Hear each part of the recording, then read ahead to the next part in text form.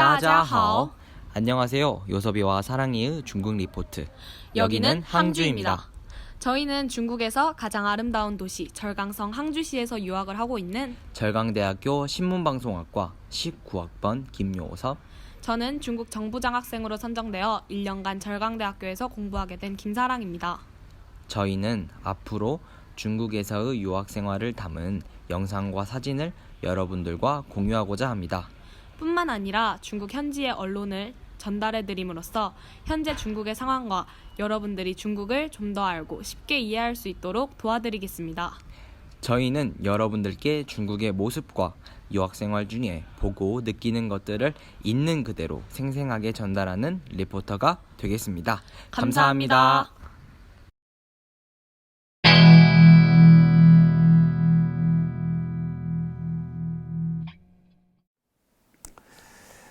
자, 차이나 리포트 5번째, 이제 단신 몇 가지를 소개해드리고, 잠깐 쉬었다가 이제 2부로 넘어가도록 하겠습니다. 아까 말씀드린 대로 중국에는 좋은 학교는 실험자가 붙었어요, 내내. 예.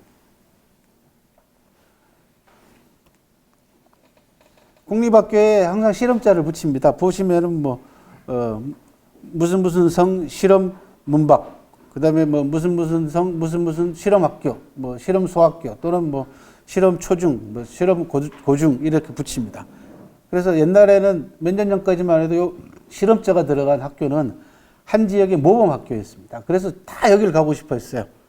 왜 그러냐? 새로운 교육 방식을 도입하고 새로운 교육 이념과 교사들의 질도 우수하고 시설도 확충을 해줍니다. 나라에서. 그러니까 선생님들도 질이 좋죠. 우수하죠.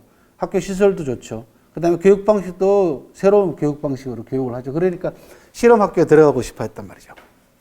그런데 최근에는 중국의 교육 개혁이 전부 다 마무리가 된 상태입니다. 그래서 이제는 실험자가 붙었다고 해서 좋은 학교가 아닙니다. 똑같습니다. 그래서 아직까지도 우리나라에 이제 유학 보내려고 하는 학부모들 가운데는 요 실험자 붙은 학교에 보내려고 하는 분들이 있어서 이제 요 뉴스를 전달해 드리는 겁니다. 이제는 실험자가 붙게 좋은 학교가 아니니까 좀 더 상세한 정보를 통해서 유학할 학교를 고르시라 그런 얘기입니다. 그래서 중국의 기초교육에 대한 계획이 마무리되면서 이제 실험학교 우위가 사라졌다 그런 뉴스가 들어왔고요. 단신 두 번째는 브랜드 선호도 24위까지 추락한 애플의 위상에 대한 얘기가 들어왔습니다. 중국 경제주간이라고 하는 잡지의 보도에 따르면은 미국 컨설팅 회사인 프로핏이라고 하는 회사에다가 의뢰를 해서 중국 시장 내에 기업들의 브랜드 가치 또는 선호도를 조사를 한 결과 13,500명을 대상으로 해서 27개, 250여 개의 브랜드에 대한 27개 기업, 250개 브랜드를 선호도를 조사를 했어요. 그 통계 결과 애플의 순위가 작년 11위에서 24위까지 추락한 걸로 나타났고 2017년 중국과의 무역 전쟁이 본격화되기 이전에 애플의 순위는 5위였습니다.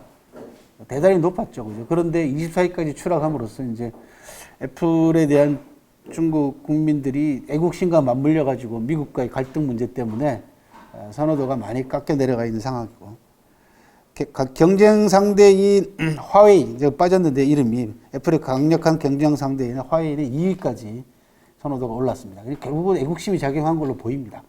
화웨이에 대해서 계속해서 미국이 지금 태클을 걸고 있지 않습니까? 태클을 걸었고 견제를 하다 보니까 애국심이 발동해가지고 미국 기업인 애플은 선호도가 뚝 떨어지고 화웨이가 2위까지 올랐고요.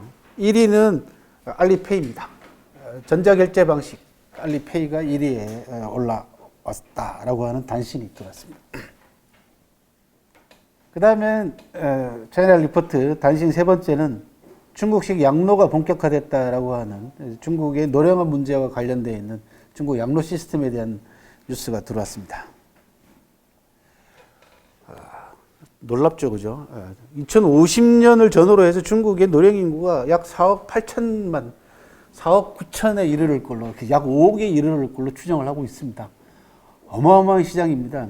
그래서 제가 몇 년 전에 경기도 수원 쪽에서 중국 진출을 준비하고 있는 기업들을 위한 인문학적 조언이라고 하는 세미나를 한번 한 적이 있는데 그때 제가 시진핑 국가주석이 취임할 무렵에 국정지표 18개 지표를 분석을 하면서 한국 기업이 앞으로 중국 진출해서 관심을 가져야 될 분야가 두 분야가 있다.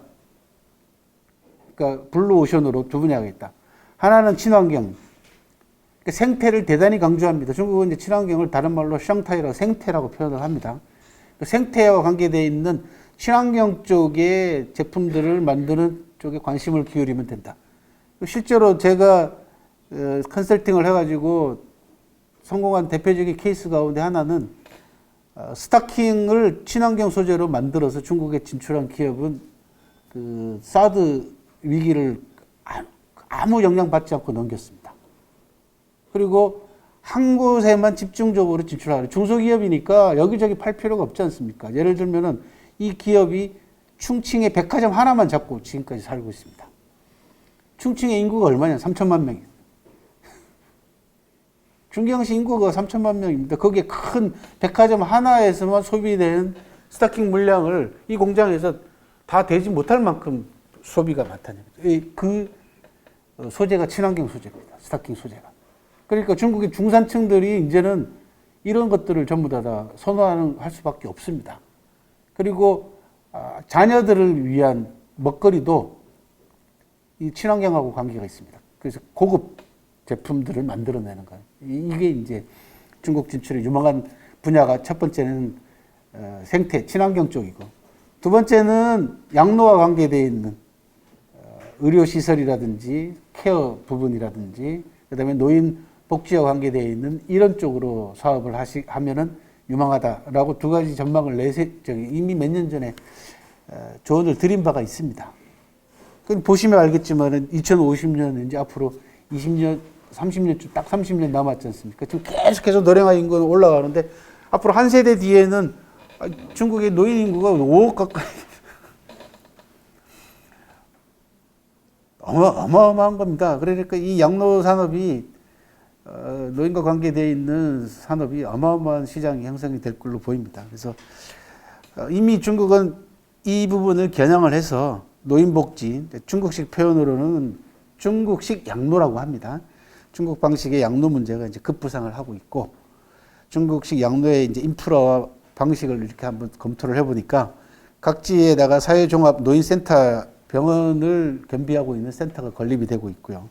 장기 보험 제도가 지금 확충되고 있고, 중국 노령협회 부회장 같은 사람은 집중적으로 큰 일을 처리할 수 있는 제도적 우위에다가 노인을 공경하고 서로 돕는 전통 문화를 결합하고 지혜로운 양로 같은 새로운 기술을 응용을 하게 되면은 중국의 양로 문제를 해결할 수 있다라고 자신만만하게 이제 인터뷰하는 기사가 있기도 했습니다. 그래서 각종 인프라 구축과 의료 서비스를 결합하는 중국식 양로 서비스 체계 구축에 지금 현재 중국이 주력을 하고 있고, 이 부분은 중국이 많이 개방되어 있습니다. 이 양로 문제에 대해서는. 그래서 우리나라 기업들 가운데에서 노인들을 위한 각종 의료기구라든지 그 다음에 시스템 문제 이런 부분들을 충분히 수출해서 성공할 수 있는 가능성은 이 분야에 열려 있습니다. 그래서 이 리포트가 들어왔길래 여러분들이 잠깐 소개를 해드렸습니다. 마지막으로 차이나 리포트 단신 네 번째는 위챗 초기 화면에 담긴 간단한 한 개인사하고 관계되어 있는 비밀인데, 위챗은 중국 최대 소셜 네트워킹 소프트웨어가 위챗입니다. 우리나라 이제 카톡 같은 거라고 보시면 돼요. 제일 많이 쓰고 있는 게 이제 카톡이지 않습니까? 위챗은 중국의 카톡 같은 거라고 보시면 되는데, 이 초기 화면에 이런 화면이 등장합니다. 왼쪽에 저 지구에 까맣게 딱 보시기에 소년처럼 보이죠, 그죠? 어린 소년이 보이잖아요, 그죠? 그래서 도대체 왜 위챗의 초기 화면이 저 지구에다 외롭게 보이는 꼬맹이 하나가 서 있을까? 요게 늘 관심사였는데 뉴스가 들어왔어요. 알고 보니까 위챗이 등장한 지가 이제 8년쯤 지났는데 최근에 이제 이 문제에 대해서 누군가가 도대체 저 소년이 누구 실물을 진짜 사람을 나타낸 것인지 누구를 모델로 한 것인지 아니면 상징적인 의미가 있는 것인지 이런 것들이 이제 인터넷에서 이제 얘기가 오고 갔는데 알고 보니까 위챗을 만든 짱시아롱이라고 하는 사람의 인생 굴곡이 그 안에 담겨 있더라라는 게 이제 이번 뉴스의 핵심입니다. 그러니까 짱시아롱이 위챗을 만들기 전에 한 3년 동안 아주 지독하게 어려웠답니다. 굉장히 고독했고 주위 사람들한테 배신도 당하고 뭐 여러 가지 좀 우여곡절이 많았던 모양이에요. 그래서 인간이 도대체 뭔가라는 부분에 대한 고민을 많이 했다는 거죠. 그래서 짱시아롱의 자기 자신의 외로운 모습이다.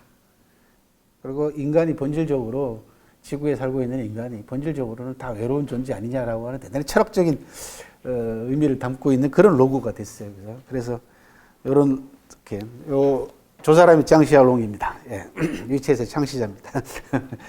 알고 봤더니 자기였다 그 얘기입니다. 지금 현재 이런 재미난 단신이 하나 들어와 있습니다. 여기까지가 원래 8개 차이나 리포트, 요섭이와 사랑이의 차이나 리포트 8개 소식을 9월달하고 10월 초까지 들어온 기사를 제가 좀 심층적으로 분석을 해서 10개로 나눠서 이제 전달해 드렸습니다. 뭐, 별일이 없는 한, 앞으로는 제 시간은 또 젊은 두 친구의 리포트를 이런 방식으로 소개를 해드리는 쪽으로 이제 갈까 합니다. 다음 달 달마토는요, 중국과 게임 스토리텔링이라고 하는 중국의 게임 시장에 관한 이야기를, 그 가운데에서도 게임의 배경이 되는 스토리텔링, 이게 굉장히 중요하거든요. 사실 게임을 성공적으로 끌기 위해서는 그 게임을 뒷받침하는 바탕에 있는 스토리텔링이 탄탄하지 않으면 절대로 게임 성공 못 합니다. 어느 분야도, 영화도 마찬가지고 모든 분야가 다 마찬가지잖아요. 그래서, 주민기라고 하는 우리 젊은 친구 한 사람이, 제약게임 연구가예요. 그죠? 예.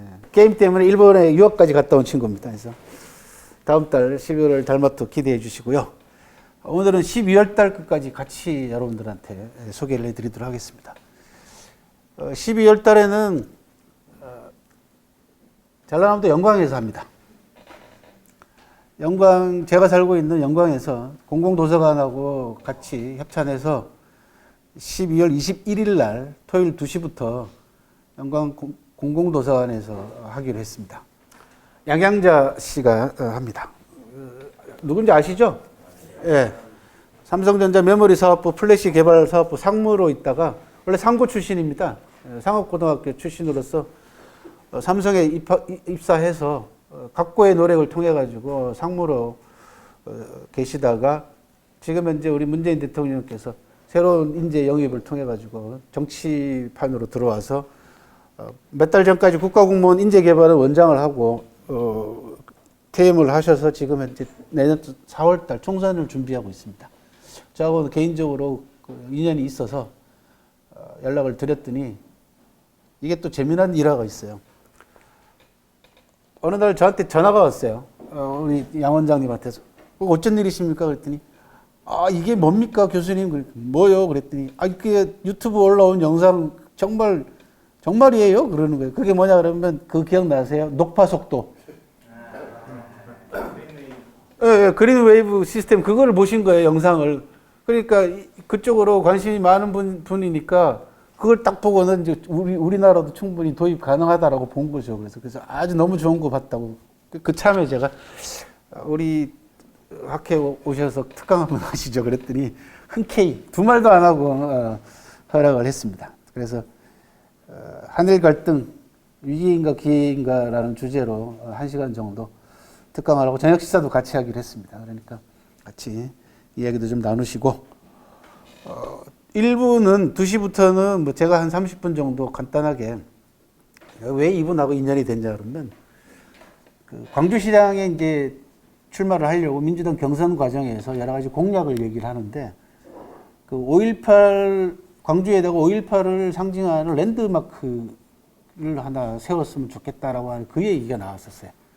너무 참신한 거예요. 실제로 우리나라를 대표하는 또는 각 도시를 대표하는 랜드마크라는 게 과연 우리 있나 그런 생각이 딱 들어갔어요. 광주하면은 뭐 상징으로서 5.18이 제일 먼저 떠오르는 건 사실인데 5.18 기념공원을 제외하고는 묘지를 제외하고는 뭐 다른 상징물이 없지 않습니까? 랜드마크가. 그리고 뭐 서울은 랜드마크가 뭘까? 이것도 갸우뚱 거리시고 그죠? 그래서 이분하고 그런저런 얘기를 나누면서 인연이 됐어요. 그리고 저는 이분이 그 얘기했던 5.18을 상징하는 랜드마크를 앞으로도 계속 추진해 달라라고 하는 의미에서 한 30분 정도 저는 중국의 주요 도시들의 랜드마크를 소개할 생각입니다. 그 가운데는 지난달에 제가 말씀드렸던 남경 같은 경우는 남경 대도살기념관은 랜드마크입니다. 역사와 문화와 이런 부분들이 의미와 상징이 이제 함축되어 있는 장소나 건축물이 이제 랜드마크로 만들어져야 되고 또 그런 의미를 또 담아야 되는 게 랜드마크지 않습니까? 미국 같은 경우는 뉴욕은 잘 아시다시피 뭐 자유의 여신상이라든지 그다음에 뭐 엠파이어 스테이트 이런 쪽이 있는데 9.11 때문에 바뀌었죠. 이제 제로 그라운드로 이제 랜드마크가 바뀌는 그런 경우도 있습니다. 그래서 랜드마크에 대한 의미와 중국의 주요 도시들의 랜드마크를 간단하게 소개하고요. 그 다음에는 이제 이분이 와서 특강을 하십니다.